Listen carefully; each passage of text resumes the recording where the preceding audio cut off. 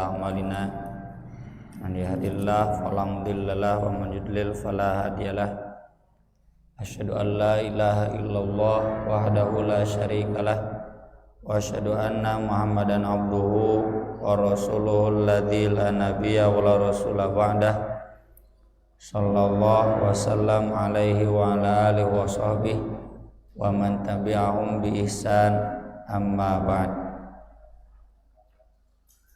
Di pagi yang cerah ini kita masuk pembahasan bab baru tentang bab sholat. Setelah setahun sebelumnya, kita bahas tentang toharoh, tentang bersuci, maka sekarang kita sudah masuk pembahasan baru tentang bab sholat. Bab pembahasan pertama dari bab sholat adalah bab mawaqit. Mawaqit jama dari mikot. Mikot di dalam sholat itu waktu, ya, beda dengan di haji. Ada mikot qarnul manazil, waktu atau tempat di haji itu. Hadis yang pertama, hadis yang pokok dari Abdullah bin Umar radhiyallahu anhuma, anan nabiyya sallallahu alaihi wasallam maqal waqtu zuhri idza zalatis syamsu. Waktu zuhur itu apabila matahari bergeser. Maksud bergeser teh bergeser dari atas, ya. Kalau yang di atas, tepat di atas kepala, itu namanya yaqumu qaimuz zahirah, tegak lurus matahari siang. Zahirah itu di atas punggung, duhur. Duhur teh punggung kepanasan, ya. Itu waktu yang haram sholat. Tapi kalau duhur itu sudah zalat, sudah bergeser. Wa kana dhillur rajuli kautulihi ma lam yahdur waktul asri. Bayangan seseorang itu ya ada pada dirinya, meski ini tidak sepanjang tahun, ya. Bayangan pas ada pada diri, nggak punya bayangan kan, tuh posisi matahari tepat di atas kepala kita itu 1 tahun 2 kali. Kalau di atas Ka'bah kan tuh bulan Mei dan bulan Juli. Di Bandung juga kurang lebih antara April Juni. Persisnya harus buka Google dulu, ya. Di mana matahari tepat di atas kepala kita dan nggak ada bayangan. Nah, ini bayangan itu persis sama dengan dirinya selama belum datang waktu asar. Kemudian wa waqtul asri malam tasfarra syamsu. Waktu asar itu selama matahari belum menguning. Menguning teh maghrib, ya. Menguning itu ya maghrib, matahari berarti sudah terbenam, kuning. Wa waqtu sholatil maghrib malam yaghibis syafaq. Waktu sholat maghrib selama belum hilang syafaq. Syafaq itu humroh. Humroh itu yang berwarna merah. Matahari berwarna merah, mega merah. Megawati kan merah, ya. Mega merah dan mega mendung. Kemudian wa waqtu sholatil isya'i ila nisfil lailil awsat. Waktu sholat isya sampai pertengahan malam yang tengah-tengah. Jadi kalau maghrib kok masih terang, memang terang maghrib mah. tergantung standarnya. Kalau standarnya stadion Jalak Harupat itu bisa dicaangkeun ya. Rumah kita juga sama. Tapi kalau standarnya lapang ya memang masih terang. Kalau sudah hilang terangnya, hilang syafaqnya, itu sudah isya. Nah, sholat isya sampai pertengahan malam yang tengah-tengah. Nanti ngukur tengah malam ada dua madhab. Ada melihatnya dari duhur. Duhur sekarang jam 12 kurang 10. Berarti tengah malam jam 12 kurang 10. Ada madhab ngukur tengah malam dari subuh dari maghrib sampai subuh. Maghrib jam berapa?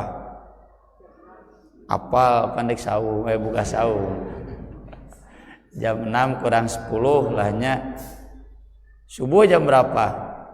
Setengah 5. Jadi itu jam genep. Berarti tengah malamnya jam 11. Ya, tengah malamnya jam 11. Dan ini yang dianut oleh Dewan Isbah Persis.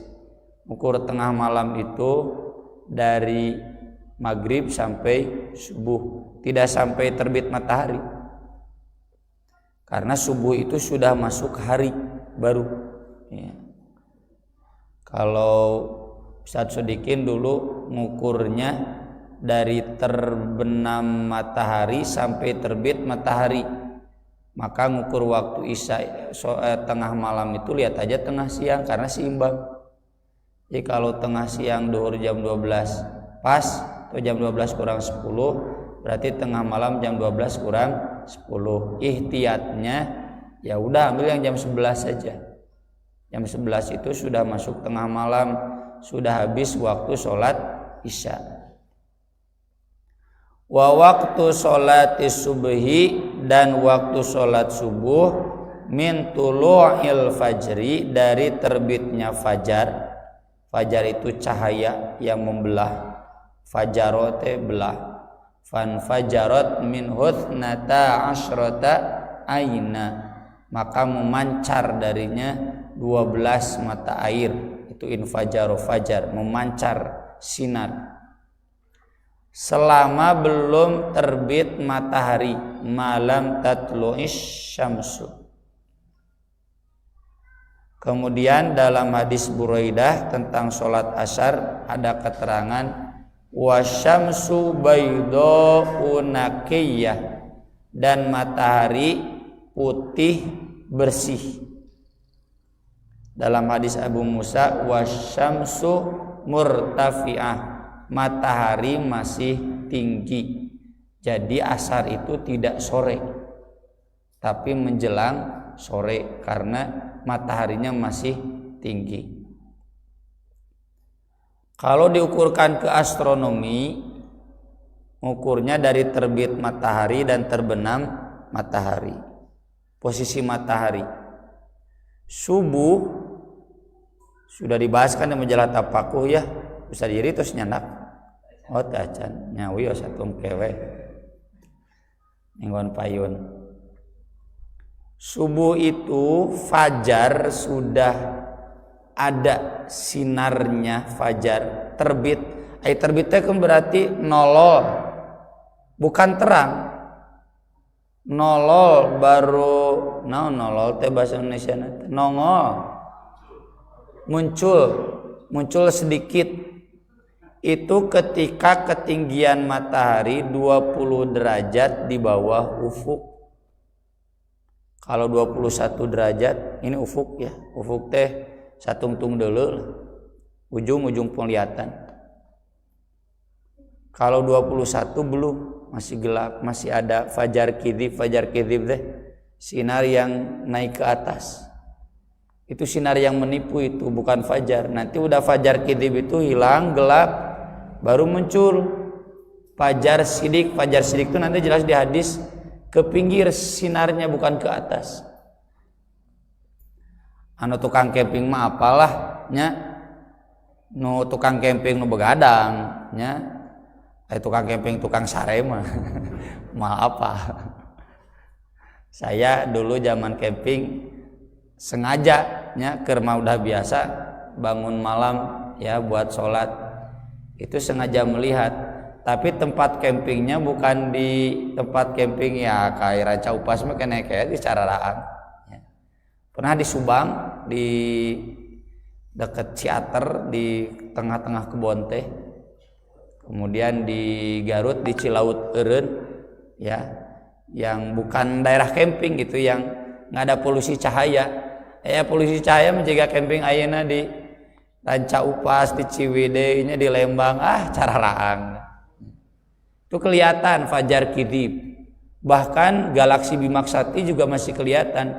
Dulu ketika camping di Cilaut Eureun ya di Pamengpeuk dekat 8 ya, peluncuran roket. Tidinya borak camping deda kelebaran dimenangkeun. Itu kelihatan. Nah, udah hilang Fajar Kidib baru muncul. Itu pas adzan subuh ya. Termasuk yang diteliti oleh Profesor Thomas Jamaluddin kemarin ya di Labuan Bajo tahun 2018 dengan tim dari Bosca ya, tim dari Lapan. Itu 20 derajat di bawah ufuk itu sudah ada muncul. 19 semakin terang, 18 memang sudah terang. Nah, yang Muhammadiyah fatwakan kemarin akhir 2020 di sidang tanwir bahwa subuh hari ini terlalu gelap, belum ada fajar. Fajar itu mulai terlihat itu 18 derajat di bawah ufuk. 1 derajatnya patokannya 4 menit ya. Jadi kalau 20 derajat ke 18 derajat, 2 derajat itu berarti 8 menit. Kalau subuh hari ini jam 4.34 taku Muhammadiyah mah berarti jam 4.42. Itu berdasarkan penelitian internal. Saya lihat di draft keputusannya itu kan, bukan draft, di lampiran keputusannya, konsiderannya itu penelitian internal UHAMKA Muhammadiyah, UMJ Muhammadiyah, UMM Muhammadiyah, Muhammadiyah Unggul gitu. Dan menelitinya bukan di tempat yang betul-betul bebas polusi cahaya. Ternyata berdasarkan protes dari orang luar negeri ya, yang di Jogja, yang di Jakarta. Jadi Jakarta ketika adzan berkumandang subuh masih gak kelihatan pajarnya nya, aing ngukurna kota mah ya. Kan standar hilal oge da di Bandung mah teu pernah katingali. Najan menara jangkung tadi Masjid Agung di alun-alun, itu menara hilal kan. Dulu dikritik oleh para ulama, naonan menara jakung-jakung teuing, ai masjid penek asa beke gitunya. Kata Pak Gubernur Pak Nuriana, itu buat menara hilal ya. Gak pernah kelihatan. Yang kemarin juga gak kelihatan ya. Tapi kelihatannya di daerah-daerah yang bebas polusi cahaya. Atau jangankan di Bandung, di Lembang saja Bosca sudah terganggu polusi cahaya. Harus waktu-waktu tertentu, malam tertentu yang cahayanya sudah agak redup di hotel-hotel. Nah, jadi yang ditetapkan oleh Kemenak bersama ormas-ormas Islam selain Muhammadiyah 20 derajat di bawah ufuk itu sudah benar ya, berdasarkan penelitian. Adapun yang diteliti oleh Muhammadiyah itu standar kota, nyanya di kota macan katingali. Standarnya kan bukan kota, tapi standarnya pokoknya terbit fajar di daerah tersebut. Muka sisi mah coba tong di Jogjanya di pantaina, insya Allah kelihatan. Tuh, kemudian terbit matahari itu namanya syuruk, atau kalau sekarang di kalender Persis itu namanya akhir subuh. Itu terbit matahari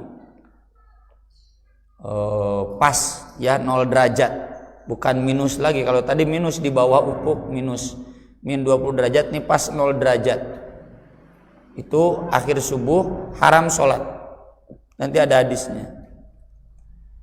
Nah, lalu kemudian duhur, mudah duhur ngukurnya kulminasi Kan ada datanya ya, kulminasi geser dikit 1 derajat berarti sekitar 4 menit sesudah kulminasi. Jadi waktu duhur itu sudah kulminasi. Maka kalau ditanya waktu matahari di tengah itu kan terlarang sholat, berapa menit? 4 menit sebelum adzan duhur. 4 menit sebelum adzan duhur sebaiknya tidak sholat. Saya nyebut sebaiknya karena di mazhab Syafi'i diperbolehkan kalau sholatnya tahiyatul masjid, sholat syukur wudu. Yang nggak diperbolehkan teh ngahajah yang sholat teh, sholat mutlak.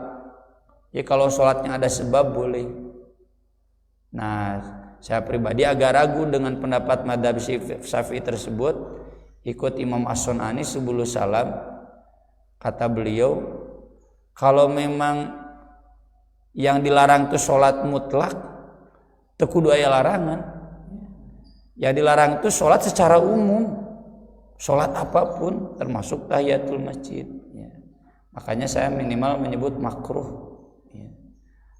Kan masuk dalam ikhtilaf itu syubhat. Ya, lebih baik tidak. Karena ini ikhtilafnya antara halal dan haram. Lebih baik kita pegang yang haram, syubhat. Berarti tidak. Ya. Kayak kita tahu ini halal haram, sugan halal tong gitu. Ya, tapi bisi haram, makanya dijauhan. Jangan berpertimbangan sugan we sunnah, entong justru bisi haram. Ya itu makanya saya sedikit toleransi mengatakan sebaiknya tidak.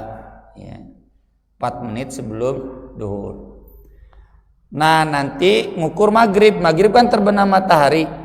Itu jelas, kalau astronomi mudah ngukurnya 0 derajat juga, 0 derajat karena nanti di bawah ufuk. Nah ngukur asar ini memang satu-satunya waktu yang gak jelas di hadis, cuma patokannya kan matahari masih tinggi, berarti belum sore hari.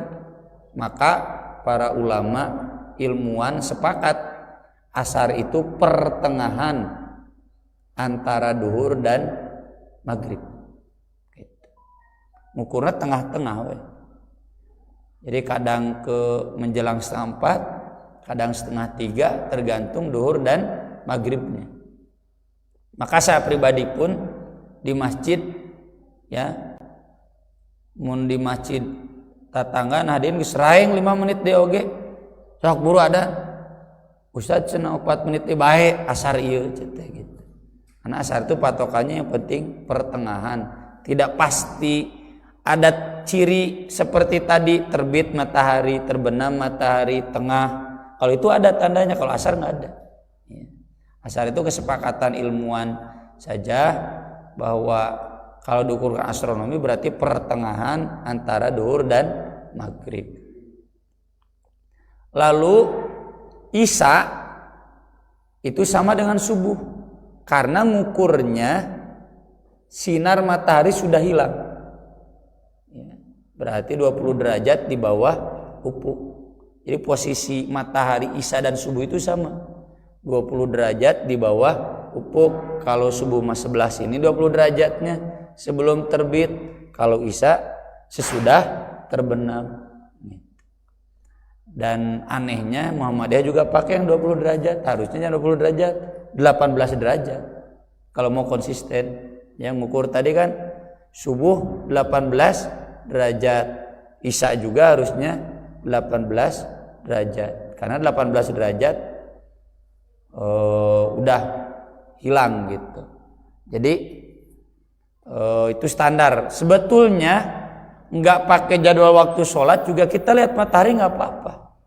Saya dulu zaman camping, da can usum Android atunya can usum internet, ningali matahari. Komo da keur camping mah jama kosor teh, jadi laluasa. Termasuk kalau isya, tah cenah geus waktu isya, acan tinggal itu beureum keneh. Beureum keneh layung beureum.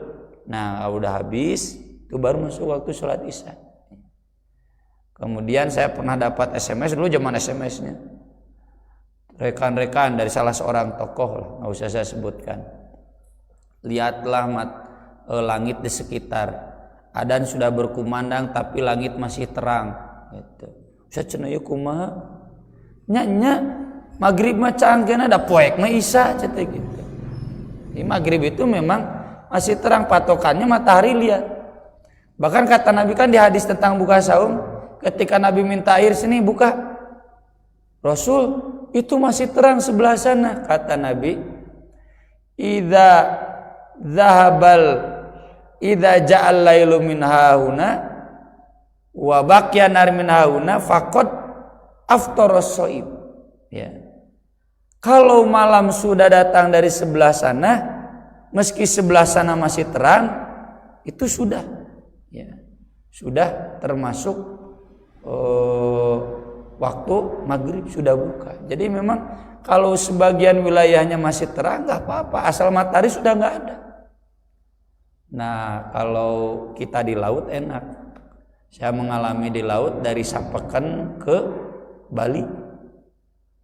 Tuh berangkat kita setengah lima waktu Indonesia Tengah, ya. Setengah lima datang ke Bali jam 3 Januari. Wah, tamat tawakal ka Gusti Allah ya, Pak. Jadi sinyal juga hilang, tapi enak lihat pemandangan. Ya, di video sunset tuh di video. Habis, nah baru saya buka. Ya, karena saya sedang saum Sa'ban dulu karena bulan Sa'ban menjelang Ramadan. Pas terbenam kelihatan asli ya, nggak usah pakai teropong, dikit-dikit hilang masih merah langit. Nah itu sudah masuk waktu maghrib. Saya pun buka, makan, kemudian sholat. Saya sebut tadi tawakal karena memang perahunya perahu nelayan, bukan perahu besar. Numpangkan nelayan, teu bisa nangtung acan, karena memang setengahnya itu buat kolam ikan hidup. Jadi dari Sapeken itu ikannya ikan hidup buat diekspor ke Hong Kong, ke Cina, paling dekat Singapura, bukan untuk lokal. Ikan-ikannya kan ikan kerapu, ya, udang lobster gini sekario, Pak. Ya. Wah murah di ditu mah. Abdi ge hoyong nyanak ngan kumaha warna. Beureun dibawa ke Bandung pae. Jadi ikannya ikan hidup di bawah perahu itu kolam, bawa ikan hidup gitu. Jadi setengah nawe itu bisa nangtung acan. Nangtung ya kalau di luar, ya kalau berdiri. Nah itu kelihatan proses matahari. Jadi ibu-ibu, bapak-bapak, seandainya ya tidak ada kuota atau kayak di Singapura lah, di Singapura memual aya adan mualnya. Bapak pernah ke Singapura, hayang ada yang adan deh. Hese, kecuali di Masjid Sultan kan, ya Masjid Sultan juga jauh dari Kampung Melayu, ya itu nggak ada adan. Ayana radio, dagis itu usum radio di HP itu. Maka kita bisa lihat fenomena alam itu, silahkan. Itu seputar waktu sholat yang 5 waktu. Hadis berikutnya dari Abu Barzah Al-Aslami radhiyallahu an qala kana Rasulullah sallallahu alaihi wasallam yusallil asra. Rasulullah sallallahu alaihi wasallam salat asar. Tsumma yarji'u ahaduna ila rohlih. Kemudian salah seorang dari kami pulang ke rumahnya, ke kampungnya, fi aqsal Madinah, di ujung kota. Mun Cimahi berarti ke mana? Ka Cihanjuang, ya. Lamun Bandung ka Soreang atau Bandung ka Cimahi. Cimahi tungtung kota. Wasyamsu hayyatun, dan matahari masih terang. Nah ini jadi dalil asar itu sebelum sore. Kalau sore kan menjelang maghrib, ya. Asar itu masih terang matahari itu.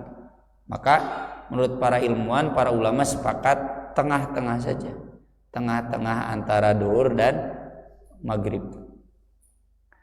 Wa kana yastahibbu an yu'akhkhira minal isya. Beliau senang mengakhirkan isya. Tapi maksud mengakhirkan isya senang itu nanti dijelaskan di hadis berikutnya. karena ada sebab, dan Nabi hanya pernah mengamalkannya 1 kali saja. Ini soalnya sudah dijadikan dalil bobotoh Persib komo aya taraweh. Taraweh ditiir, salat Isya ditiir, pajarkeun teh salat Isya mah langkung saya diakhirkeun Pak Ustaz. Mana gitu.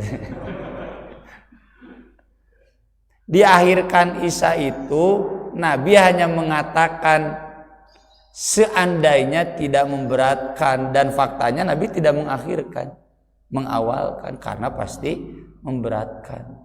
Ya, diawalkan wae hese komo diakhirkannya itu sampai atama itu menjelang tengah malam. Jadi kalau tadi patokan tengah malam jam 11, setengah 11 sok sholat Isya jam setengah 11 ibu sanggem teu taraweh wae nu bada Isya nya barurat komo dibere sajus komo ieu sholat Isya setengah 11. Makanya Nabi pernah mengamalkannya 1 kali ketika saat itu sahabat baru pulang perang, masih pada capek, terlambat datang ke masjid, juga Nabi ada tamu. Ya. Itu maksud yastahibu, bukan berarti yastahibu di sini dianjurkan, tidak. Ya. Tetap saja tergantung imam masjid.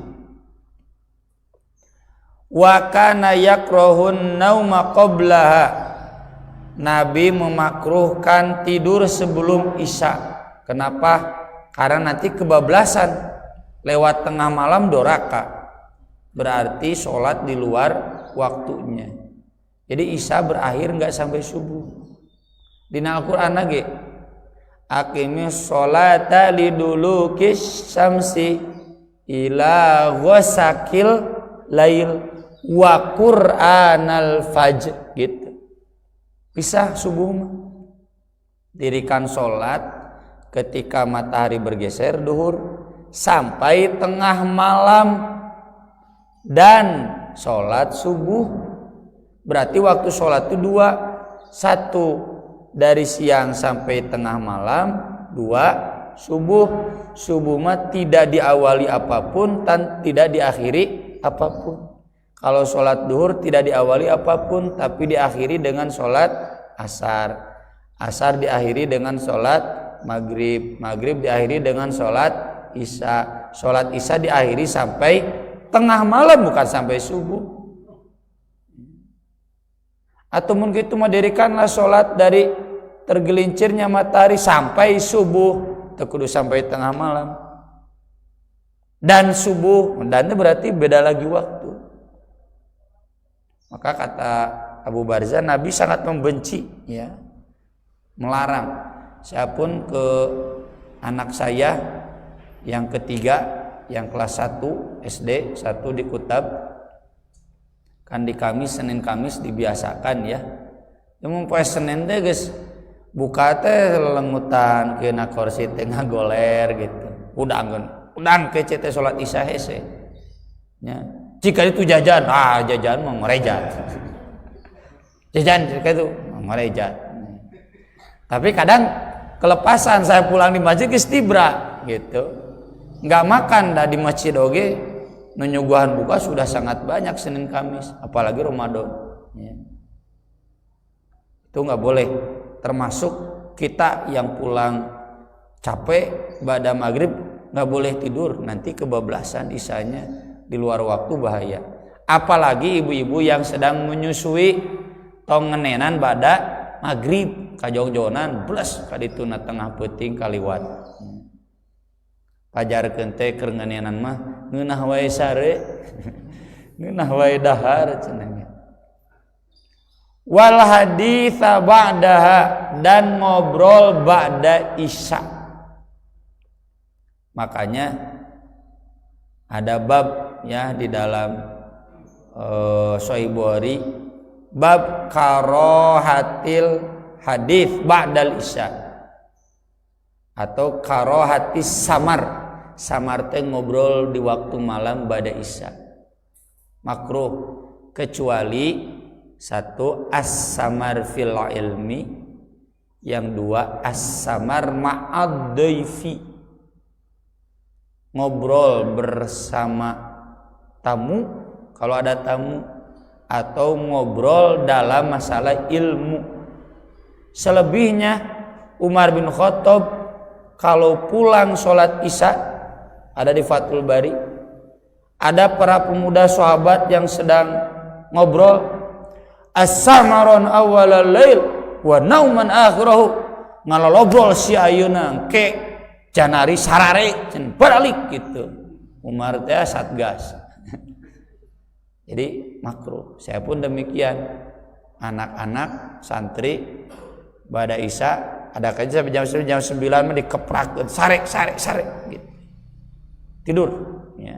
Ini yang pernah kita tulis, pentingnya memberlakukan jam malam ya. Saya pribadi beres rapat, beres kegiatan nggak ada pulang, semuanya pada tahu. Meskipun sebagian asatidah resep arureuy heula nya, ngararopi heula, melici kopi ya. Semua udah pada tahu, saya nggak seneng pulang. Kenapa? Yang hebat itu bukan tidur larut malam, tapi bangun larut malam. Asa cenah wayah kieu atuh sore keneh geus tunduh, nah gitu nya. Sekarang itu bapak-bapak mah sore keneh atuh dek ka mana cenah gitu. Ayeuna ngomong sore keneh hari janari subuh kaburangan boro-boro tahajud ya. Saya dulu masih ingat ketika mau bimbingan sama Profesor Kiai Haji Didin Hafiduddin pada isya ke rumahnya, Assalamualaikum, karena penting saya mau pulang ke Bandung, ini pengen di ACC dulu. Pak Kiainya ada, kata pembantunya, Pak Kiai mah pada isya tidur, nanti bangunnya akhir malam dan nerima tamu. Oh, atau kudu monok saputing deui gitu. Lalu besoknya ketemu sama Dr. Ibdal Shah ya, ketua jurusan ekonomi syariahnya. Beliau asistennya, asisten dosen. Jadi kalau ngajar Prof Didin asistennya beliau. Pak Kiai nggak bisa diganggu. Oh iya, Pak Kiai itu kalau pada isya nggak bisa diganggu. Beliau istirahat langsung. Nanti beliau bangun tengah malam, akhir malam. Ya. Oh gitu, cerita sunnah Kiai. Itu sebenarnya bukan sunnah Kiai, sunnah Nabi. Ya, itu yang sering saya kampanyekan, kita kampanyekan agar bada isya jangan ada gadget, jangan ada TV, tidur. Ya. Kalau bukan ngaji Quran, baca buku, tidur. Ya. Kalau ada tamu, kalau bisa tulis tidak menerima tamu bada isya. Ya. Tapi pernah ada ke saya apaleun, Ustad, ya tamu tapi kadinya tabu salapan 9:30 wengi moal diterima waktuna istirahat kita temeuna. Ustad perlu yugi pisan sok kita asal babawaan gitu. Ternyata beliau pengusaha dagang dicaringin, jadi mun awal-awal ti magrib sampai jam 9 teh juri-riweuna nurun ke naon barang ya. Ta jam 9:30 mah terus rada rindi. Nya babawaan emas 50 gram. Buat masjid bukan buat saya. Pak Ustad cenah ieu da abdi mah cenah aya waktuna wayah kieu cenah. Jadi cenah abdi nyarios ka Kang ini cenah. Tolong minta izinin sama Ustad cenah ku ana mah bisi reuas. Oh mun ieu mah jam 12 wengi ditambi aya bade kieu mah cenah. Aya mana we teh bade naon cenah. Bener asal babawaan teh nyaan mau burat pisan mah 50 gram. Pernah saya lembarakan kan, saya embarakan di grup Buletin At-Taubah. Nih siapa yang menguangkan 50 juta? Alhamdulillah ada ya. Pak Haji dari Cibenying Kaler. Yos Abdul Usah dipeser 80 juta cenah gitu. Jadi 30 jutanya beliau nyumbang. Kemudian wa kana yanfatilu min sholatil ghadati, dan beliau selesai dari sholat subuh hina ya'rifur rajulu jalisahu, ketika seseorang mengenali teman duduknya. Karena nanti dijelaskan di hadis di bawahnya, kalau awal sholat masih gelap kan can aya listrik ya. Keur camping lah rumah, keur camping nu teh listrik. Sholat subuh itu masih poek. Tapi ketika beres sudah terang. Kenapa? Wa kana yaqra'u bisittin ilal mi'ah. Nabi baca satu rakaatnya 60 sampai 100 ayat. Kalau 60 standar An-Naba berarti 2 halaman.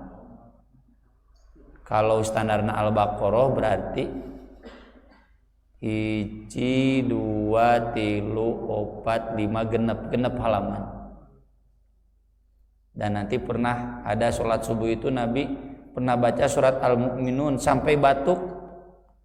Itu sampai ayat tentang Nabi Musa, Nabi Isa sampai fataqatta'u amrahum bainahum zubura, halaman kelima itu di Al-Mu'minun. Dan mun teu batuk majigana terus. Jadi kalau saya di At-Taubah 2 halaman 1 rakaat itu mendekati lah ya. Dari bacaan mah hese nurutan atau Nabi mahanca. Abdi mah ada digancang-gancang. Ya. Kalau di Arisalah 1 halaman karena banyak kakek-kakek. Kalau di At-Taubah 2 halaman, 1 rakaat 2 halaman. Ya. Rata-rata 20 menit bisa jadi ya, bisa jadi pernah jadi jamaah subuh At-Taubah. Ya. Rata-rata 20 menit. Itu 60 sampai 100 ayat. Jadi dari adzan subuh, nah beres sholat subuh teh caap. Tapi saya yakin ini standarnya bukan standar An-Naba, standar umum, standar Al-Baqarah 6 halaman. Kurang lebih ini enggak ya sekitar setengah jaman lah. Ya, dari sejak awal terbit kan tadi mendina penelitian Prof Thomas kan itu mulai terang itu ketika ketinggiannya 15 derajat tuh kelihatan terang. Berarti dari 20 ke 15 4 dikali 5 20 menit kan. Kurang lebih lah 20 menit Nabi sholat ya. Maka dari itu ya jangan protes kalau ada imam sholat subuh imaman lama. Alhamdulillah kalau saya pribadi berani karena sebelum saya sudah ada teladan. Bapak saya mengimami panjang di Nurul Huda. Ustaz Saifudin Effendi di Al-Furqon di pesantren sekarang panjang. Yang paling panjang itu di Al-Azhar ya, karena imamnya Al-Hafidh Mama almarhum. Dan bacaannya hancak. Itu sudah terkenal sejak saya kecil. Meski saya belum pernah diimami oleh beliau, karena saya sanawiyah, beliau sudah nggak bisa mengimami, sudah udur. Ya. Tapi saya bibir hiji, kalau beliau mengimami itu, pan dulu nomor nu deka Garut teh naik bus mios di Pagarsi. Cenotong sholat di Al-Azhar, cenah gitu bisa jadi bahasa. Lila sholatna cenah di Masjid At-Taqwa, Masjid NU cenah gitu. Arah tere. Sampai begitu gitu. Jadi 3 masjid sekitar saya, sekitar At-Taubah itu memang sudah lama. Maka ketika saya sedikit lebih lama lagi ya, memang saya sedikit lebih lama patokannya. Saya masih rakaat kedua atau at-tahiyat, bapak saya sudah ngaji. A'udzubillah, saya pun udah ngaji gitu. Saya masih sholat atau minimal masih wiridan ya. Jadi sedikit lebih lama itu sudah biasa. Jadi orang situ Aksan termasuk santri teu boga pilihan. Al-Furqon panjang, hayang nengan pondok atau bah panjang. Oh pilihan boga nama tarimakeun we para ranjang. Harus begitu ya. Jadi kayak di komplek di sini panjang. Masjid tetanggana kudu panjang, ada teu kalalabur ka ditu. Kalau sekarang kan tarawih atau bah masih ada ajang untuk kabur. Kabur konah cenah di At-Taubah mah panjang. Kayak harus panjang KB mah moal ya. Sudah standar. Kemudian wa indahuma riwayat Bukhari Muslim min hadits Jabir dari Jabir wal isya ahyanan yuqaddimuha isya terkadang didahulukan wa ahyanan yuakhiruha dan kadang diakhirkan. Idza ra'ahum mujtama'u ajala, kalau Nabi melihat jamaah sudah berkumpul beliau menyegerakan. Wa idza ra'ahum abta'u akhara, kalau Nabi melihat jamaah terlambat beliau mengakhirkan. Jadi terlihat mayoritas jamaah ya. Dan berarti yang menentukannya adalah Nabi. imam. Jadi bapak-bapak boleh mengakhirkan kalau imamnya memang mengakhirkan. Persis seperti Mu'adz bin Jabal. Mu'adz bin Jabal itu kan jadi makmum dulu dengan Nabi. Lalu pulang ke kampungnya, belum sholat dan menunggu Mu'adz bin Jabal. Pek teh Mu'adz teh imaman teh ku Al-Baqarah jeung An-Nisa. Orang yang mencari air dengan untanya yaitu kaburu maraban minum unta-unta dan sapi-sapi perahannya. Lantaran lila teh kaburu sarare satona. Itu yang dia mundur itu. Sampai kata Mu'adz bin Jabal munafik. Dia lapor ke Nabi. Lalu Nabi memarahi Mu'adz. Afattanan ya Mu'adz. Kamu mau bikin masalah Mu'adz. Fa kaifa anta bil laili idza yaghsha. Ya. Bisyamsi wa duhaha wa hal ataka hadithul ghasyiyah was sama'i wat thariq. Itu standar bacaan salat Isya. Itu dijadikan dalil salat subuh nu tadi panjang. Wah, enggak boleh fitnah itu ya, membikin resah masyarakat itu enggak boleh. Ini dalilnya Mu'adz bin Jabal. Kayalah konteksnya dong, lihat. Mu'adz bin Jabal salat Isya. Salat Isya itu memang standar bacaannya setengah halaman. Iya Mu'adz maca Al-Baqarah nya teuing jeung An-Nisa ya. Meski saat itu belum sempurna turunnya tetap saponok-ponokna Al-Baqarah ya. Nah itu yang jadi masalah itu. Kalau imam salat subuh, salat duhur itu kan standarnya nanti ada surat As-Sajdah. As-Sajdah 3 halaman. Kata sahabat, kalau saya pergi ke toilet, saya ikut takbiratul ihram lalu ke toilet dulu. Toiletnya kan terjaga orang di dia. Jauh toilet zaman Nabi. Lalu pulang lagi. Nabi itu masih rakaat pertama salat duhur. Makanya yang pernah salat duhur, nah usah dijadinya pernah jamaah taubah. Saya salat duhur lama. 1 halaman, kadang lebih 1,5 halaman. Ya 1 rakaatnya standar 1 halaman. Lama. Jikan roda sarua kitu lila pokona mah. Al-Furqan unggul nu tereh mah. Ya, mantak santri yang tugas di At-Taubah tabligh salat mah di Al-Furqan lah licik teh. Lila cenah di At-Taubah. Ya, di roda juga sama lama. Ya. Karena sudah paham hadisnya. Jadi subuh, duhur lama. Asar setengahnya duhur, maghrib bisa pendek bisa panjang, isya setengah halaman. Nah kalau masih di koridor itu jangan pakai dikaitkan hadis Mu'adz. Jadi yang menentukan awal dan akhir sholat isya itu adalah imam. Wasubuhu, sedangkan subuh kanan Nabi sallallahu alaihi wasallam yusolliha bi ghulas. Nabi sholat subuh ketika masih gelap. Nah, ini bantahan buat Muhammadiyah tadi yang menunggu terang. Apalagi yang di Turki. Ustadz Tiar cerita pas saya bahas hadis yang nanti nomor 172. Rib cenah kamari ana di Turki. Waktu subuh ku Madinah ya Android aplikasi digemok keneh cenah masjid teh. Nanya cenah, kenapa? Nanti belum waktunya. Ngadengi adan cenah geus canggih karena adan. Itu di Turki madzhabnya madzhab subuh terang. Ya mun can adan. Cocoklah jang bobotoh Persib mah. Nah kabarerangan subuh gitu. Nah itu pendapat yang marjuh, yang lemah ya. Di para ulama menjelaskan hadis-hadis tentang salat subuh. Ijma, mendekati ijma lah, cuma satu madzhab Hanafi itu pun satu qaul saja yang lemah.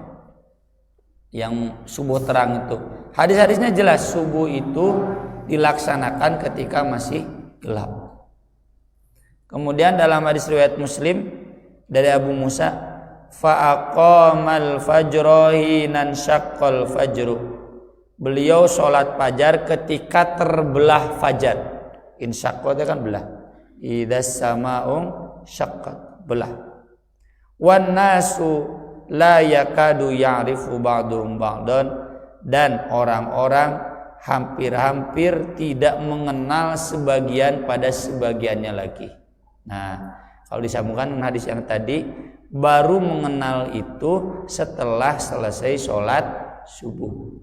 Kalau melihat patokan astronomi ya, yang penelitian Pak Thomas Jamaluddin dan Kemenag itu, kalau awal subuh 20 derajat di bawah ufuk, lalu mulai kelihatan terang pohon katingali itu 15 atau 14 derajat di bawah ufuk, berarti ada jarak sholat subuh itu sekitar 20-25 menit ya, waktu sholat subuh.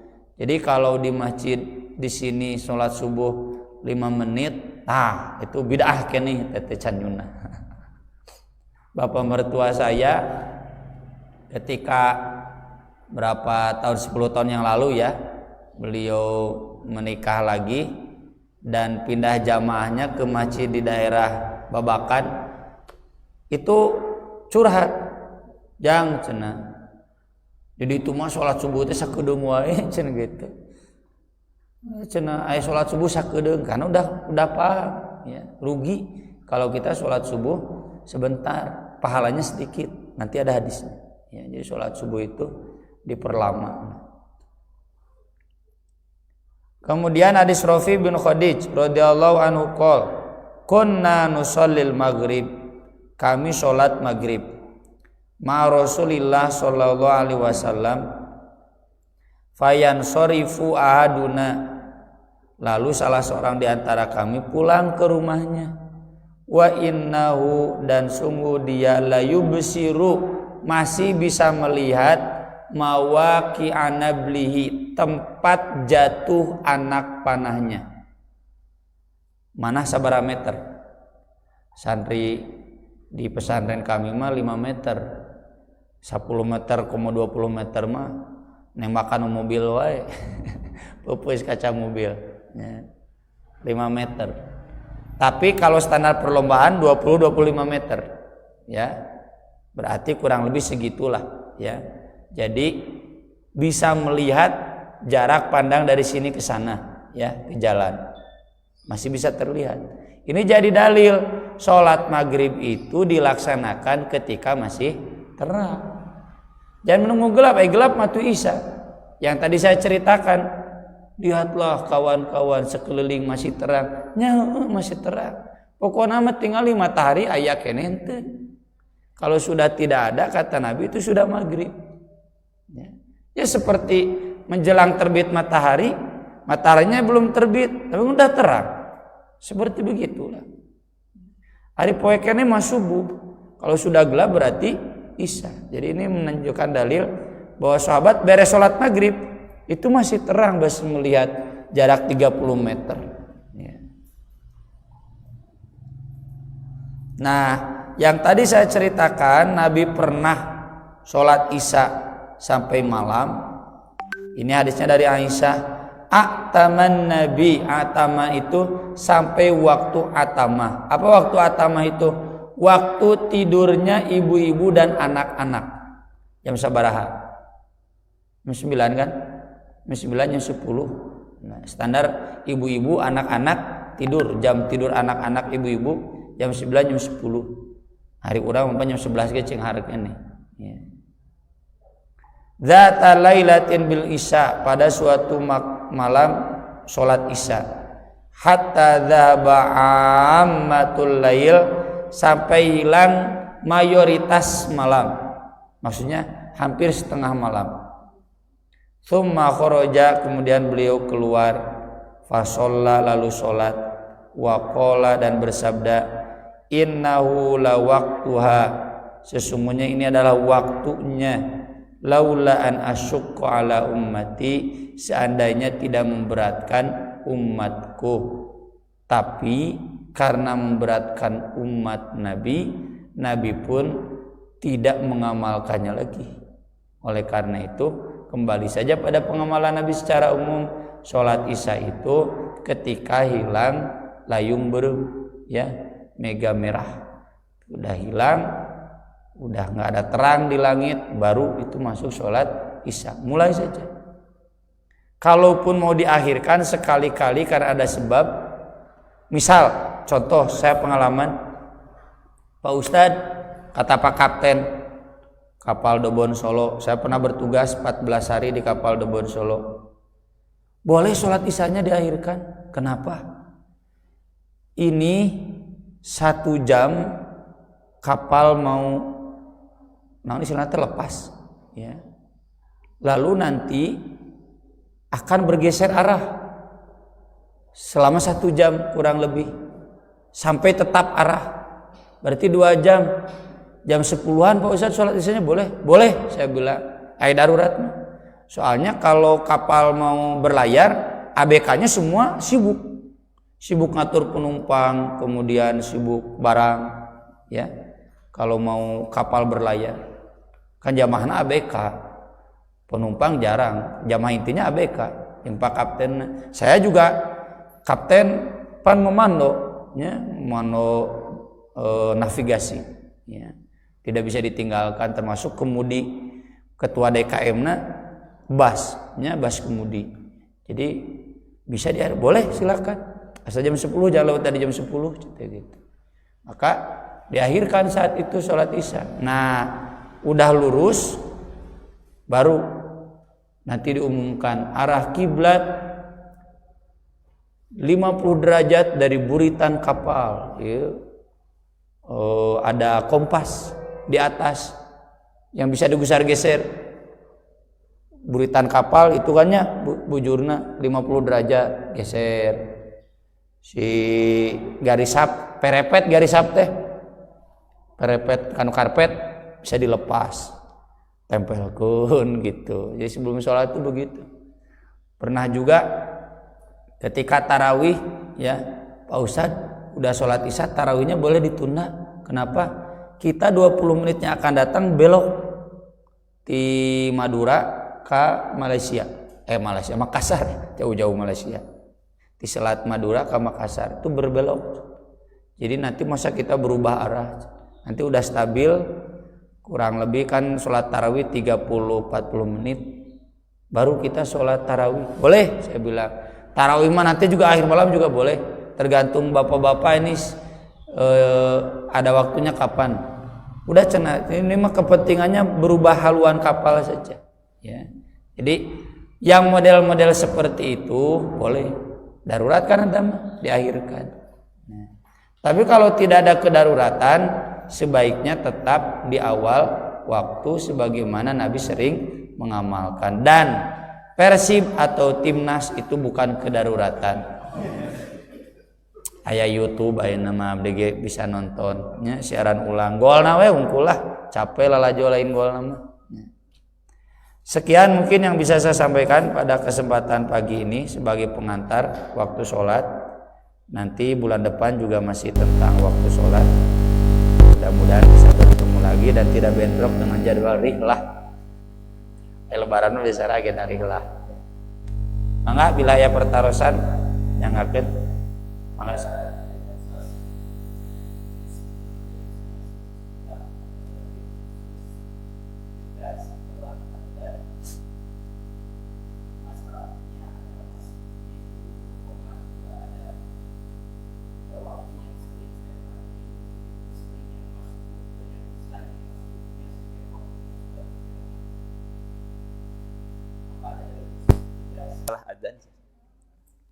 Dalil jeda setelah adzan banyak.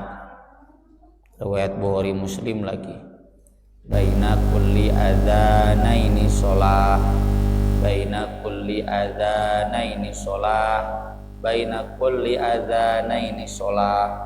Sampai 3 kali. Di antara 2 adzan salat, di antara 2 adzan salat, di antara 2 adzan salat. Para ulama sepakat 2 adzan di sana, adzan dan qomat. Di sesudah adzan itu tidak langsung qomat, tapi jeda dulu untuk 1 kali sholat. Sholat itu kan standarnya 2 rakaat. Itu sholat qobliyah. Makanya Imam An-Nawawi semua sholat qobliyah itu rawatib. Jadi rawatib itu 8, bukan 5. Qobla subuh, qobla duhur, ba'da duhur, qobla asar, qobla maghrib, ba'da maghrib, qobla isya, ba'da isya. Yang enggak ada ba'da isya ba'da asar dan ba'da subuh. Dalil yang kedua, kata Bilal ketika ditanya oleh Nabi, saya mendengar suara langkah kamu di surga di depan saya. Kata para ulama itu karena Bilal dalam kesehariannya kalau berjalan selalu di depan Nabi. Kan Bilal mah satgasnya linmas, bodyguard. Dia berjalannya di depan Nabi. Nanti di surga juga Bilal berjalannya di depan Nabi. Apa sih amal kamu yang membedakan dari orang lain? Bukan yang membedakan orang lain, amal yang kamu rutinkan. Jawaban Bilal satu, saya kalau batal wudu, udah wudu, sholat min ayati sa'atin min lailin wa nahar. Waktu mana saja, siang malam, kalau batal wudu, sholat. Tanu kitu syukur wudu teh. Pak Ustaz cenah abdi ka masjid syukur wudu lah tahiyatul masjidnya ka masjid mah tahiyatul masjid. Jadi syukur wudu itu sesudah wudu kapanpun boleh. Kemudian yang kedua, setiap kali beres adzan saya sholat 2 rakaat. Hari Bilal muadzin sanes Bu. Muadzin zaman Nabi ya. Zaman Nabi. Selama ada Nabi, selama itu juga Bilal yang adzannya, nggak ada yang lain. Maka berarti itu jadi dalil di zaman Nabi setiap selesai adzan ada sholat 2 rakaat. Kan Bilal muadzin lagi, Bilal 2 rakaat, Daud 2 rakaat, baru Bilal menemui Nabi. Jadi Nabi menyabdakan, Nabi menyetujui ke Bilal. Nah yang jadi masalah, Nabi cenah tidak mengamalkan, tahu dari mana? Sangat mungkin Nabi mengamalkan di rumah, karena Nabi itu sholat sunatnya di rumah. Jadi kalau Ibnu Umar melaporkan yang saya ingat 5, bukan berarti 5-5-nya.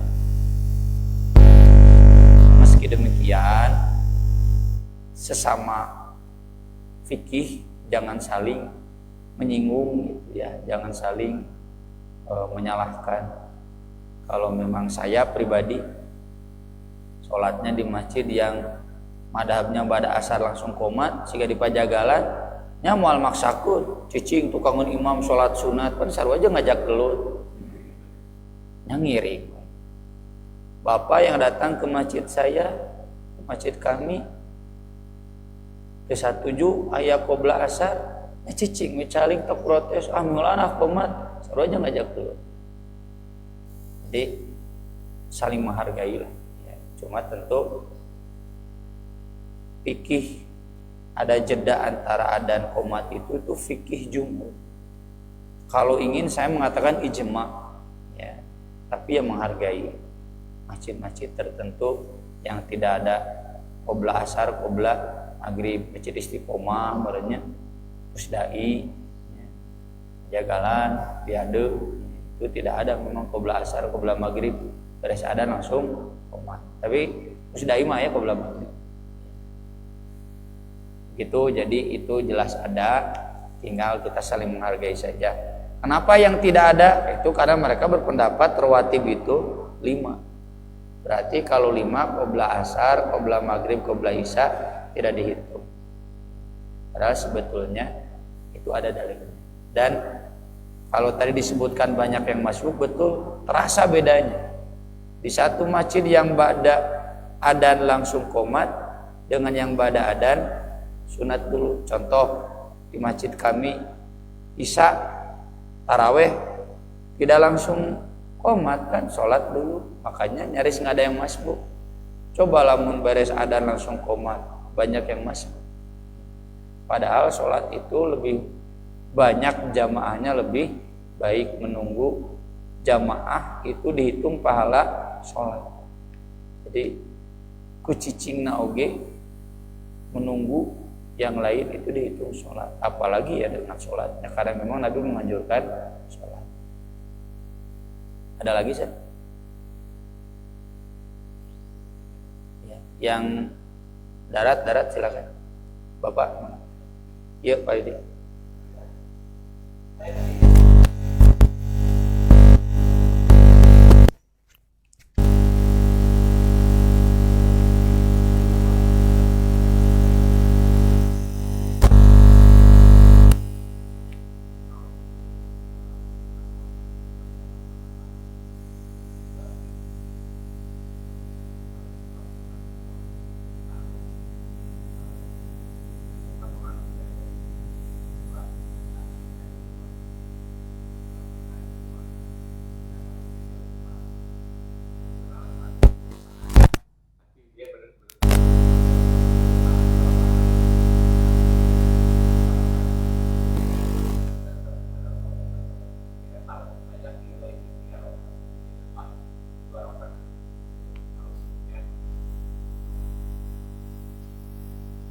Kalau kita yakin imam salah rakaat, subhanallah, dan imam turun lagi, kecuali kalau dia yakin dia benar, ya udah kita ikut, ya kita ikut imam.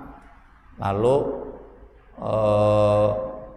imam sujud sahwi, ya kalau memang sesudah nanti kita yakinkan udah beres sholat, dia betul-betul. Kalau tidak ya nggak sujud sahwi juga nggak apa-apa, gitu. Kalau misalkan tarawih ya 13 rakaat misalkan, ya nggak apa-apa, ya lebih dari 11 kan diperbolehkan, ya. Cuma memang yang paling utama 11 rakaat, yang paling utama. Kemudian yang pertama apa ya? Oh iya, waktu terlarang sholat itu dalam dalilnya ada dua. Satu, ba'da subuh sampai terbit matahari, ba'da asar sampai terbenam matahari. Yang kedua, ketika terbit matahari, ketika matahari di tengah, dan ketika matahari terbenam. Yang mudah dihijikeun setelah subuh sampai terbit matahari, 2 ketika tengah hari, 3 ba'da asar sampai terbenam matahari. Itu waktu terlarang sholat dan menguburkan jenazah, jangan di waktu itu. Tapi seperti tadi saya jelaskan, di mazhab Syafi'i itu dikecualikan untuk sholat yang jelas sebabnya. Sholat gerhana misalkan, sholat jenazah, atau sholat tahiyatul masjid, ya, atau sholat syukur wudu, boleh. Yang tidak ada itu berarti tidak ada sholat ba'da subuh siga rawatib, dan tidak ada sholat ba'da asar. Maksudnya begitu kalau menurut mazhab Syafi'i. Tapi saya pribadi ya ikut Imam As-Sun'ani sebelum salam, karena Nabi tidak membatasi sholatnya. Nabi menyabdakannya umum, bahwa tidak ada sholat apapun dari ba'da asar sampai maghrib. Maka saya pribadi kalau masuk ke masjid ba'da asar menjelang maghrib atau pengajian yang ba'da asar, saya nggak sholat tahiyatul masjid, karena itu waktu yang makruh, ya, takutnya haram. Termasuk kalau menengok jenazah itu tidak sholatnya pada subuh. Saya kadang datang sebelum subuh, sebelum ke masjid subuh, saya datang dulu ke rumah jenazah menyolatkan dulu, atau nanti menunggu beres pengajian. Pak Ustadz cenah bade sholat jenazahnya ke ngaji heula menunggu terbit matahari kan sekitar jam 6, maka kami baru menyolatkan jenazah, tidak mengamalkannya pada jenazah pada subuh sampai terbit matahari. Itu amannya seperti itu. Kalau Bapak Ibu mau ikut mazhab Syafi'i ya silakan, saya tidak bisa menolak, ya. Apa dari mazhab Syafi'i? Dari mazhab Syafi'i itu satu, Nabi pernah sholat ba'da asar. ketika ditanya oleh Ummu Salamah, kenapa ini sholat ba'da duhur yang tadi yang tidak sempat diamalkan karena ada tamu, maka saya qada ba'da asar. Lalu Ummu Salamah nanya, kami boleh nggak seperti itu? Nggak boleh, itu khusus buat Nabi. Tuh, karena khusus buat Nabi berarti nggak boleh buat kita. Tapi kalau Imam Syafi'i punya ijtihad, itu jadi dalil sholat ba'da asar. Kalau ada alasan sholat tertentu boleh, itu beda dikit, saling menghargai saja. Dan yang paling amannya kalau mau ikut ijtihad saya misalkan, berarti jangan sholat di 3 waktu tersebut, termasuk menguburkan jenazah. Ya, kalau bisa menguburkan jenazah qabla asar atau ba'da terbit matahari atau menjelang duhur, jangan pas adzan duhur. Ya, itu nggak boleh. Begitu. Ya. Bismillah Ustaz, apakah boleh karena ketinggalan qobliyah subuh di masjid lalu melaksanakan qobliyah subuh setelah sholat subuh? Ada dalilnya itu boleh, cuma jangan dirutinkan menjadi ganti ngaranna ba'da subuh. Lain qobla subuh. Ya, boleh sekali-kali. Ada hadisnya.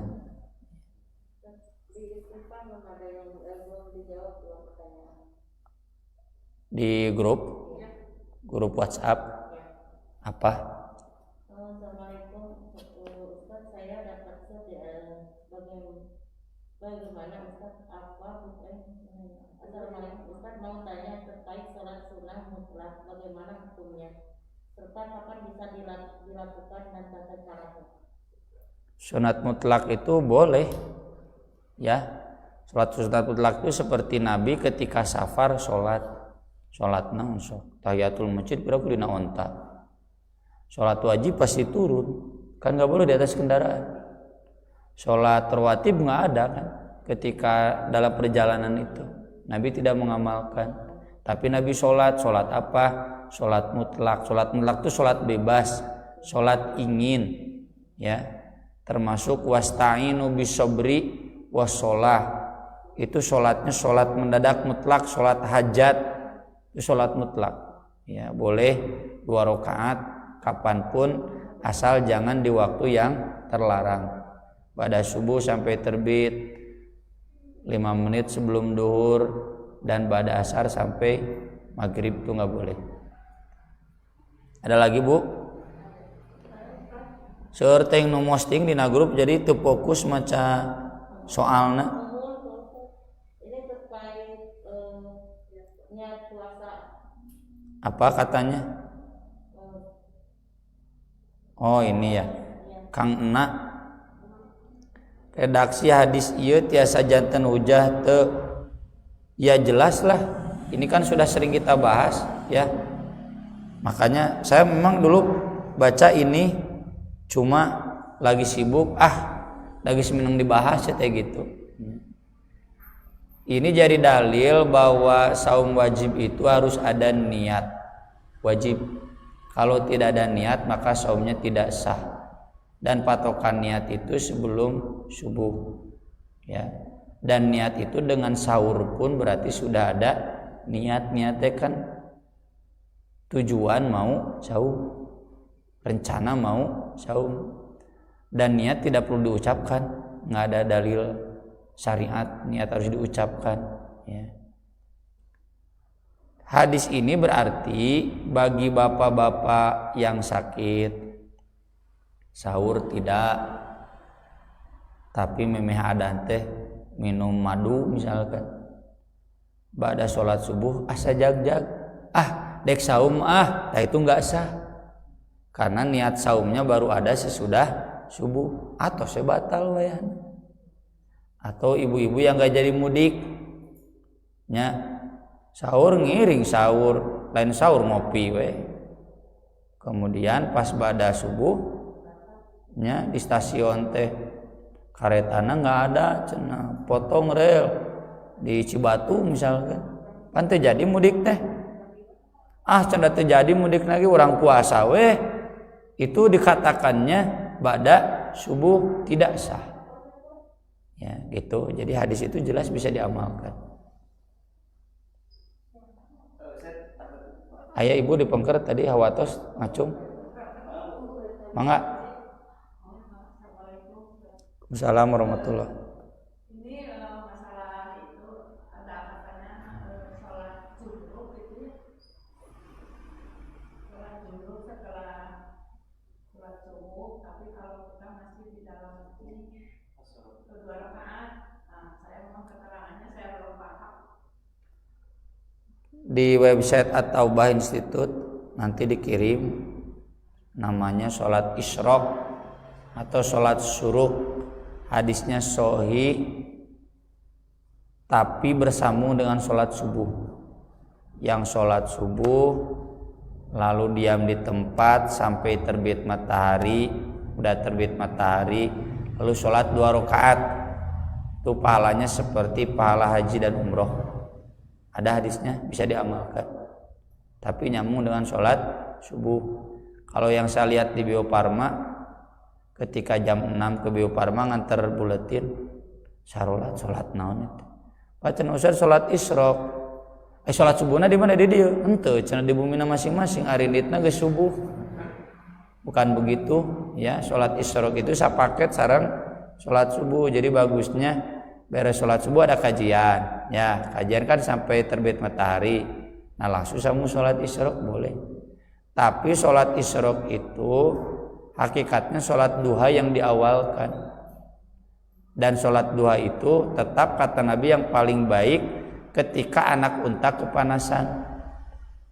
Ya, anak unta kepanasan itu kan jam 10, jam 11. Jadi kalau mau disambung dengan sholat subuh bagus. Kalau tidak pun asal nanti sholat duha pas jam 10, jam 11 menjelang duhur itu juga bagus. Sholat isyraq dengan sholat duha selevel. Sholat duha kan selevel sedekah 360 kali. Ya, sholat duha itu. Jadi boleh. Hadisnya ada, nanti saya kirim. Makasih. Apakah boleh sholat fardu di atas kendaraan? Tidak boleh. Ya, sholat fardu di atas kendaraan tidak boleh. Sudah dibahas di majalah Tapakuh edisi bulan ini. Linknya kan ada, ya kan ada digitalnya. Silakan dibaca saja. Dalil-dalilnya jelas. Nabi melarang dan Nabi tidak mengamalkan. Kecuali, ya, selama saya di kapal laut, wiraku dek sholat ka laut tulang wajai. Atau saya pulang dari Surabaya naik kereta jam 7 pagi datang ke stasiun Bandung kan jam 7 malam. Maka saya sholat duhur dan asar di atas kereta. Eta ge teu apal di Cibatuliren da kakara. Di Cibatuliren tarurun deui penumpang teh nu ararapal mah ararudu deula. Nah, teh Pak kenapa? Di sini mah cenah 15 menit 20 menit naon ngisi bahan bakar. Nyawa gitu mendek sholat dia udah nggak sholat tadi cerita gitu. Tapi pas adzan maghrib di Nagreg, ya, pas adzan maghrib itu di Nagreg saya nggak sholat di atas kendaraan. Kenapa? Karena jam 7 kereta turun di stasiun Bandung mesti sudah adzan isya. Ya nggak apa-apa kan masih bisa di jamak takhir. Dan selama belum pulang ke rumah masih safar. Ya. Jadi selama bisa turun itu harus turun.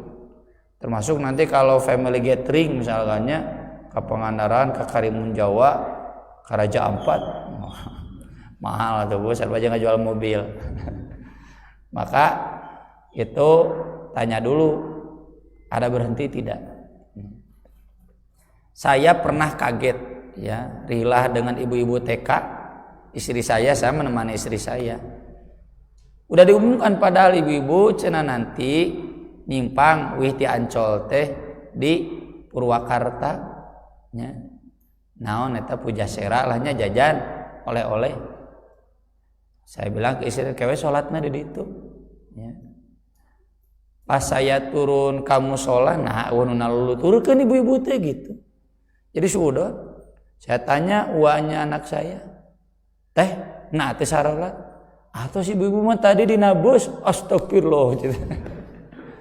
Apa nih diumumkan dek turun, sholat mah temenang dinabus. Kalau memang ada waktu untuk turun, jadi turun, teh jang balanja, jang sholat, bina. Nggak boleh bu ya, awas, turun itu buat sholat, yang balanja turun, kuduna balanja ge dinabus we atuh. Ai sholatna dinabus mah. Pernah juga saya berdampingan dengan dosen Unikom. Kelihatan dia gigituan sholat di bus MGI nya. Pak, nanti aja sholatnya pas turun bis ya. Oh, kenapa nggak boleh kan? Jete dalilnya jelas, Bukhari Muslim nggak boleh sholat di atas kendaraan selama masih bisa turun. Jadi menunggu turun. Tentunya kalau bisa turun, kalau tidak bisa turun nyawayah nawe siga ayeuna ke Ambon di Jakarta kan pesawatnya jam 1. Tuh pengalaman saya. 2 jamnya subuh engkewe pas turun teh geus caang. Salah ngitung jam, kuduna dikurangan 2 jam. Saya memprediksi turun jam 4, nya jam 4 kurang mah di Ambon mah jam genep. Astagfirullah salah ngitung jam. Can zaman Android dari tak. Oh zaman Android kan otomatis ya jam itu berubah. Jadi yang terbang ke Ambon malam-malam kade itu mah pan tambah siang ya, bukan tambah malam, maka hitung dengan tepat. Kalau sekiranya nggak mungkin sholat di pesawat, saya jadi kadohum teh sholat di pesawat karena memang nggak tahu. Turun di bandara teh terus caang we dari jam genep teh, jam urang jam 4, jam Ambon mah jam genep. Ninggalin arloji itu dah. Jam 4 sugan teh subuh kayaknya padahal udah jam 6. Ya. Saya tidak beberapa sedih. Enggak. Apa ada dalil yang melarang membersihkan makam dikarenakan rumput itu katanya mendoakan si mayitnya? Apa benar demikian? Dikarenakan rumput-rumput itu katanya mendoakan si mayit, apa benar? Kurang tahu saya ya. Cuma memang Nabi pernah menancapkan pohon di atas kuburan yang disiksa penghuni kuburnya dan berharap dihentikan siksanya sepanjang pohon itu tidak kering. Bukan pohon ya, tangkai. Selama tangkai pohon pelepah kurma itu tidak kering. Tapi itu Nabi saja. Jadi mengurangi sisa kubur teh karena Nabi yang menancapkannya lain urang. Atuh babari kuburan Firaun tancapkeun we tangkalna nu saumur-umur moal garing atuh moal disisa kubur atuh malaikat nganggur pagawean. Jadi tolong dicatat itu khusus Nabi. Apa bukti khusus Nabi? Sahabat tidak mengamalkan, tabiin gak mengamalkan. Seandainya itu syariat, tentu setiap Nabi menguburkan tancapkan pohon, ya kan? Enggak, harita meneran lewat, gitu. Jadi hanya kuburan itu saja. Kalau memang begitu, atau kuburan Nabi pasti ada pohon, atau merencana Nabi mau disiksa. Dan orang yang sengaja menanamkan pohon di kuburan atau menanam rumput-rumputan, itu berarti yakin penghuni kuburnya akan disiksa kubur gitu. Tuh pemahaman kami ya terkait hadis tersebut. Nah kalau kemudian dari sana ada fikih nabur kembang ya, menurut saya kurang tepat karena itu tasabuh dengan kebiasaan tabur kembang di budaya-budaya non-Islam. Enggak. Ini mungkin masih terkait yang tadi Ustaz di pas ada yang meninggal setelah sholat jenazah itu saudaranya mengabul-kabulkan uang itu bagaimana hukumnya? Kalau niatnya sedekah biasa ya nggak apa-apa ya. Kalau sedekah atau hitung-hitung muruhan lah karena sudah membantu apa-apa. Cuma jangan diyakini sebagai syariat. Yang ada itu justru terbalik. Isna'u li ali Ja'farin ta'aman fa innahum qad ja'ahum ma yusghiluhum. Buatkan makanan untuk keluarga Ja'far. Ja'far itu kakaknya Ali yang wafat di perang Mu'tah, karena sudah datang kepada mereka yang menyedihkan dan menyibukkan mereka. Jadi kalau ibu datang ke yang kematian bawa amplop itu sunnah, karena makanan sekarang amplop ya. Sokna anu ngantunkeun keluargana mending dibere sangu koneng, mending dibere artosna. Jadi sunnah. Saya pun kadang kalau datang ke kematian sengaja jangan tadi amplop oge keluarkeun dari tutupannya, keluarkeun uang itu sunnah. Makanya kalau istri saya mau menyuk, bapak atos ngalayak atos, udah non maksudnya mah mau ngamplop deui. Karena saya pasti udah. Demikian juga saya, kalau istri saya itu udah kadang tidak ngamplop lagi ya, tapi kadang juga ngisi ya, saya nggak usah diamplop. Itu memang sunnahnya begitu. Jadi justru sunnahnya kalau ada yang kematian, keluarga yang ditinggal mati itu diberi uang. Kalau dia memberi uang ya silakan saja, tapi jangan dianggap sebagai sunnah atau syariat. Tambah pemberian biasa saja. Mangga Ustaz. Bismillah, Ustaz, apa benar sholat duha tidak boleh dikhususkan atau dirutinkan sholat duha? Salah ya, dalilnya jelas hadis Abu Hurairah, Abu Darda, Abu Dzar, Nabi menyuruh merutinkan. Dan kata 3 sahabat tersebut, aku akan merutinkan sholat duha sepanjang aku hidup. Bukhari, Muslim dan Tirmidzi itu hadisnya. Ya, salah itu. Harus dianjurkan dirutinkan. Satu lagi, sholat duha jelas dalilnya seberapa rakaat, caranya yang benar yang mana? Ada yang bilang 2 rakaat, 2 rakaat 2, ada yang bilang 4 rakaat. Ya itu bagusnya dibuka juga ya website kami atau Bah Institute. Nah aja abdi ngamodal website teh biar mudah diakses ya. Sholat duha itu minimal 2 rakaat, tapi Nabi merutinkan 4 rakaat dan boleh ditambah. Kana Nabi sallallahu alaihi wasallam yushollid duha arba'an wa yazidu masyaallah. Kalau Nabi merutinkan sholat duha 4 rakaat dan ditambah sekehendak Allah, maksudnya sekemampuan beliau. Jadi boleh ditambah. Berapa tambahannya Ibnu Hajar, Syekh bin Baz sepakat tidak ada batasan. Mau 12, mau 20 silakan asal jangan ganjil ya. Dan pengamalannya yang paling ringan adalah kembali ke dalil umum. Sholatul laili wan nahar masna. Sholat siang dan malam itu 2 rakaat. Jadi kayak sholat intidor bapak-bapak sebelum Jumatan disakaliguskeun mah lebih ringan dicicil 2 rakaat. Itu intidor itu begitu. Jadi sholat duha pun sebaiknya lebih baik seperti itu. Ada lagi Set? Cukup punya? Ini narosna cik si alim ditaros deui. Terima kasih atas perhatiannya, mudah-mudahan bermanfaat. Insyaallah kita sambung dalam kesempatan yang lain. Aku qouli hadza wa astaghfirullah li wa lakum. Subhanakallahumma bihamdik asyhadu an la ilaha illa anta astaghfiruka wa atubu ilaik. Rabbana atina fid dunya hasanah wa fil akhirati hasanah wa qina adzabannar. Subhanallah wa bihamdi subhanallahil azim wassalatu wassalamu ala rasulillah. Wassalamualaikum warahmatullahi wabarakatuh.